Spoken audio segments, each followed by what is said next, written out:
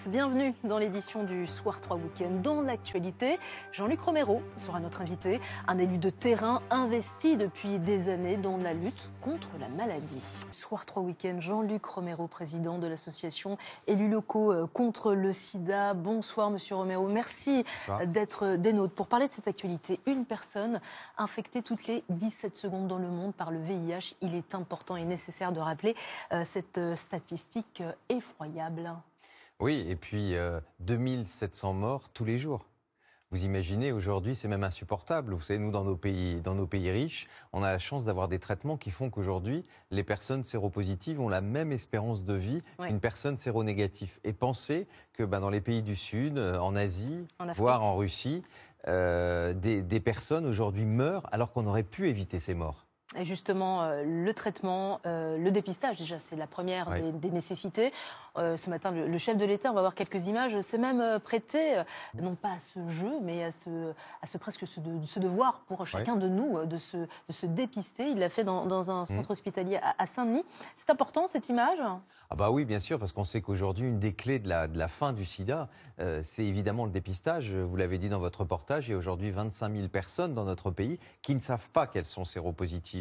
Et on le sait, une personne dès qu'on est séropositif, il faut être pris en charge, il faut avoir le traitement. Et à partir de ce moment-là, les personnes séropositives deviennent ce qu'on peut dire séro-inoffensives. C'est-à-dire que même sans capote, elles ne contaminent plus, elles n'infectent plus. Et donc, il faut absolument que ces 25 000 personnes soient dépistées, d'où la nécessité d'inciter les gens. Et bien sûr, quand on voit le chef de l'État lui-même se faire dépister, j'espère que ça va donner l'envie à beaucoup de Français de le faire. Ouais.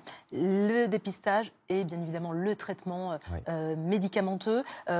Pour vous, il est possible d'éradiquer le sida à un horizon assez proche 2030. Comment y parvenir ? Comment y parvenir ? Alors c'est vrai qu'il y a quand même beaucoup de conditions. La première, d'abord, il faut dépister. Dès qu'on a dépisté les personnes, il faut les mettre sous traitement. Et puis après, en général, les personnes qui sont sous traitement, pour la plupart, elles ont ce qu'on appelle une charge virale indétectable et c'est pour ça qu'elles ne peuvent plus transmettre. Et c'est comme ça que le sida pourrait disparaître parce qu'il n'y aurait plus personne pour s'infecter. Ça, c'est un coût important, bien évidemment. Oui, enfin un coût, mais vous savez, je vous disais tout à l'heure, c'est 1 million de morts par an, ces 2700 personnes seraient évitées. Et ces personnes, si elles ont une vie normale, elles produisent aussi. Donc pour la société, ça coûterait beaucoup moins cher que de laisser mourir dans une espèce d'indifférence glacée les gens. Donc on voit qu'on a cet objectif qui est un objectif tout à fait faisable, mais pour ça, il faut une volonté politique. Et une volonté politique au niveau international. Parce que dans les pays du Sud, en Afrique notamment, tout le monde n'accède pas au traitement. Et ça, je vous dis, c'est à la fois inacceptable et c'est scandaleux aujourd'hui parce qu'on a la solution. Oui, une vraie injustice. Vous avez participé à la publication de cet ouvrage, Portrait de vie, 15 portraits sensibles de personnes infectées par le VIH et qui témoignent de leur vie au quotidien. Et pour vous, vous dites, ce sont des portraits sensibles qui sont pour vous des odes à la vie, à l'amour. Oui, enfin, c'est un livre que nous avons offert avec Élus locaux contre le sida. Moi, je m'étais engagé à plusieurs reprises, depuis que j'ai annoncé ma séropositivité, de pouvoir de permettre à des personnes de témoigner. Parce visage, on le voit, découvert, on voit Didier. Didier, notamment, parce qu'aujourd'hui, le problème, c'est que cette maladie, elle est invisible.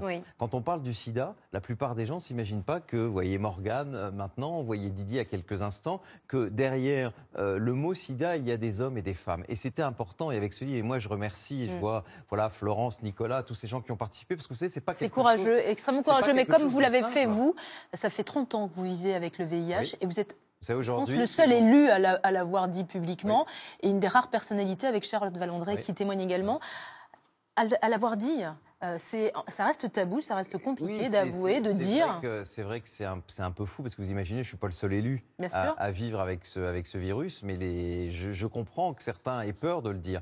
En même temps, à un moment, vous savez, ce qu'on ne voit pas n'existe pas. Et il y a un moment, il faut qu'il y en ait certaines et certains qui osent le dire. Et ce livre, à mon avis, peut aider. D'ailleurs, parce que vous savez, ce livre va être décliné avec une exposition. Et j'espère que beaucoup de mairies, beaucoup d'entreprises vont prendre cette exposition parce que c'est important que chacun puisse voir que derrière, là, il y a des mamans aussi. Enfin voilà, ça pourrait être vous, ça peut être votre sœur, ça pourrait être votre mère, ça pourrait être vos enfants, ça pourrait être vos meilleurs amis. Et chacun peut voir qu'avec le VIH, on est quand même tous concernés. La perception de la maladie a tout de même beaucoup évolué positivement, fort heureusement. Je ne dirais pas ça. Je dirais dans l'idée générale, mais je pense que c'est plus difficile de dire sa séropositivité aujourd'hui que quand moi je l'ai appris il y a 30 ans, où il y avait de la compassion. Et aujourd'hui, on est dans la culpabilisation des personnes qui vivent avec ce virus. Alors, il y a encore beaucoup de travail. Portrait de vie. Vraiment, j'incite chacun à lire ces portraits extrêmement sensibles. Ouais. C'est aux éditions Cherche Midi. Un grand merci, Monsieur Romero, d'avoir accepté notre invitation. Et l'actualité se poursuit au plus près de chez vous avec le